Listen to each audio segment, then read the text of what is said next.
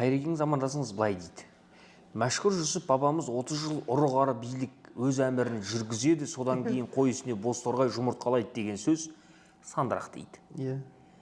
Сіз бұл пікірге байланысты дейсіз. Енді бұны мен кімнен сұрадым? Мәшһүр атамыз шөбересі Нартайдан, Нартай Қуандықұлынан. Ол кісі айтады, мынау негізі мен өзім кездестірген жоқпын дейді. Бірақ оның жаңағы шәкірттері бұл Мәшһүр Жүсіп айтқан деп айтып жүр дейді. Айтқан рас қой енді. Рас дейді. Бірақ мен өзім кездестірген жоқпын дейді. Жоқ, жалпы рас қой.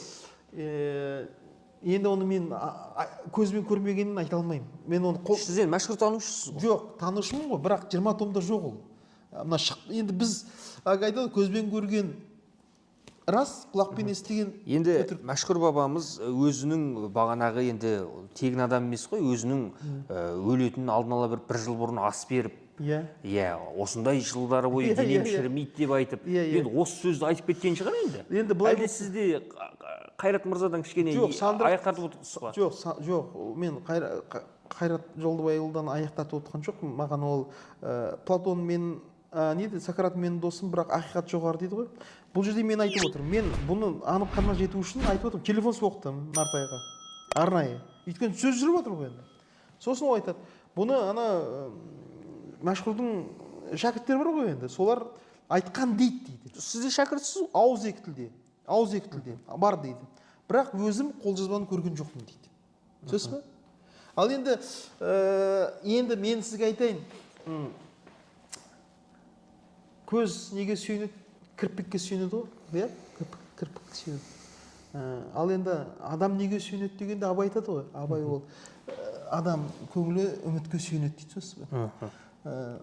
Бірақ енді мынау халық айтса қалып айтпайды дейді. Халық негізінен осы сөздер бар ғой, осы сөздер халыққа энергия беретін сияқты. Оны мойындайсыз? Иә, мойындаймын. Өйткені бар ғой, халық әулие ғой негізі. Халық негізі ойлайтыны, ұры-қарылар кетсе екен, мәшһүр айтыпты ғой. Осы процесті мен тездетейінші, қосылайшы осыған. Айтып тұр ғой енді. Енді осыған бір үлесімді қосайшы. Жоқ, былай қарайықшы бүйтіп.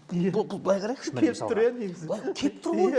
Айналайын көкеме 30 жыл бойы ұры-қары биледі. Ұры-қарылар биледі, ішті, тышты, білгенін істеді. Сіз білесіз бе? Құмырсқа бар ғой? Құмырсқа дейді. Мәшһүр айтады, құмырсқа өзінің қаралысынан үлкен нәрсені сүйрейді дейді. Құмырсқа кішкентай ғой, қылдырықтай, белі қылдай, бөксесі, басы бөксем дырдай дейді ғой. Сонда неге білесіз бе? Құмырсқа өзінің қаралысынан үлкен нәрсені сүйрейді. Неге? Мәшһүр айтады, үмітінің зорлығынан дейді.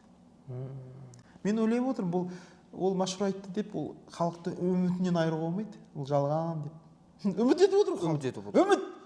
Ол жаңағы үмітсіз шайтан. Үміт етіп отыр. Ұры-қарыдан кейін жағдай жақсарады деп отыр. Егер біз айтсақ, мәшһүр айтпаған, бұл сандырақ бәлен түген десек, қаншама адам депрессияға ұшырауы мүмкін, мысалы. Мүмкін кейбір адамдар осы сөзді енді бәрі ғалым емес қой, бәрі өз-өзін жанын таныған адам емес қой. Біреулер мүмкін осы сөз жаңағы әлсіз майшамдай оның өмірін сұқтап тұрған шығар, дұрыс па? Дұрыс. Сонда халықты біз үмітінен айырмауымыз керек. Өйткені халық айтса, қалып айтпайды дейді. Яғни қалып деген жалған айтпайды дейді. Мысалы, кейбір аңыздар бар. Аңыз қалай шығады дейді, біз зерттедік, сонда айтады. Ол айтпаса да халық өзінің аңсарын дейді, сол адамның аузына салып жібереді дейді. Өзінің дейді, руханиятын сақтап қалу үшін дейді. Өзінің үмітін жалғау үшін дейді. Өзінің өміршең ету үшін дейді. Аңызда солай туады дейді. Жоқ, Құдайға шүкір. Бәрі жақсы болатынына біз бек сенеміз. Бәрі керемет болатынына бек сенеміз. Түптің түбінде сол 170 миллиардер олигархтар қалай олигарх болғандарында тәптіштеп түсіндіріп беретін де сенеміз.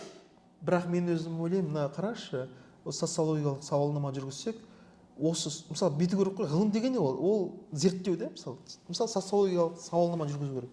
Осы мәшһүрдің сөзі қанша адамға үміт берді, қанша адамды үмітсіздікке ұшыратты деп керуші, сонда шығады да бұның пайдасы.